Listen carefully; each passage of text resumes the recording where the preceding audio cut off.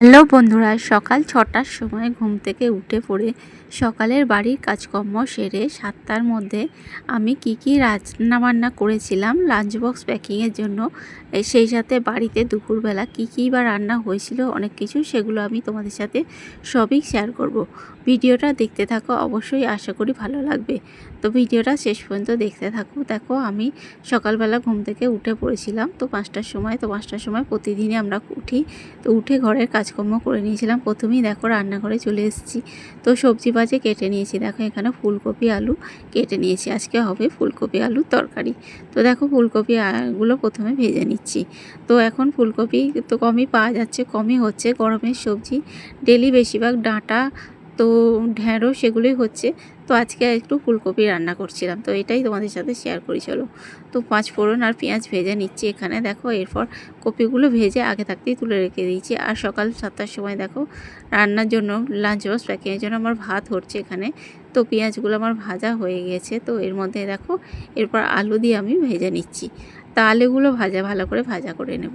তো ফুলকপির তরকারি শীতকালে ভালো লাগে, তো এখনও ভালো লাগে যেহেতু গরমের আনাজ একভাবে খাওয়া হচ্ছে। তো দেখো, তো টাটকা ডিশি ফুলকপি ছিল। তো এরপর দেখো আলু ফালু ভেজে নিয়েছি। তো মশলা পেঁয়াজ আদা রসুন জিরে লঙ্কা সব কিছু দিয়ে দিয়েছি। এরপর ফুলকপিগুলো ওর মধ্যে দিয়ে ভেজে নিয়ে জল ঢেলে দিয়েছি। দেখো জল ঢেলে দিয়েছি তো তরকারি। তো এরপর চাপা দিয়ে দেবো তরকারিটা আমি সিদ্ধ হওয়ার জন্য। আর এখানে দেখো আমি ডিম ভেজে নেব, তার জন্য পেঁয়াজ লঙ্কা কেটে নিয়েছি। সেই সাথে কুমড়ো ভাজা হবে, কুমড়ো ভাজা। তো কুমড়ো ভাজা হবে, নুন হলুদ মাখিয়ে নেব। আর এখানে দেখো ফুলকপির তরকারি প্রায় আলুগুলো সিদ্ধ হয়ে গেছে। আর এখন দেখো হালকা হালকা রস আছে। তো ফুলকপির তরকারি আমার কমপ্লিট হয়ে গেছে। আর এখানে দেখো নুন হলুদ মাখিয়ে নিয়েছি।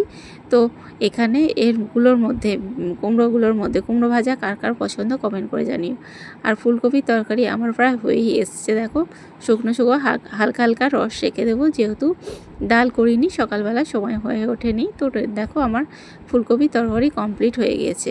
এরপর আমি দেখো তেল গরম করে তো কুমড়োগুলো ভেজে নিচ্ছি, কুমড়ো ভাজা করে নিচ্ছি। কুমড়ো ভাজা কার কার পছন্দ অবশ্যই কমেন্ট করে জানিও। আমাদের বাড়ির সবাই কিন্তু কুমড়ো ভাজাটা খুবই পছন্দ করে। সেই সাথে দেখো আমি তরকারি ঢেলে নিয়েছি। তো ফুলকপির তরকারি টিফিন বক্সের মধ্যে নিয়ে নিয়েছি।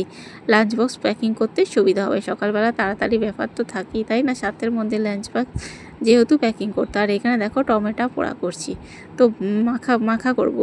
লঙ্কা ভাজা আর পেঁয়াজ কুচানো দিয়ে কিন্তু টমেটোর ভর্তা খেতে কিন্তু খুবই ভালো লাগে। আর এখানে দেখো আমি পেঁয়াজ লঙ্কা দিয়ে ডিম ভাজা করে নিয়েছি। টিফিন বক্সের মধ্যে কুমড়ো ভাজা আমার হয়ে গেছে। লাঞ্চ বক্স প্যাকিং করতে সুবিধা হবে, তাই একদম বক্সের মধ্যেই ঢেলে নিয়েছি, যেহেতু আমাদের বেলায় আবার রান্না হবে।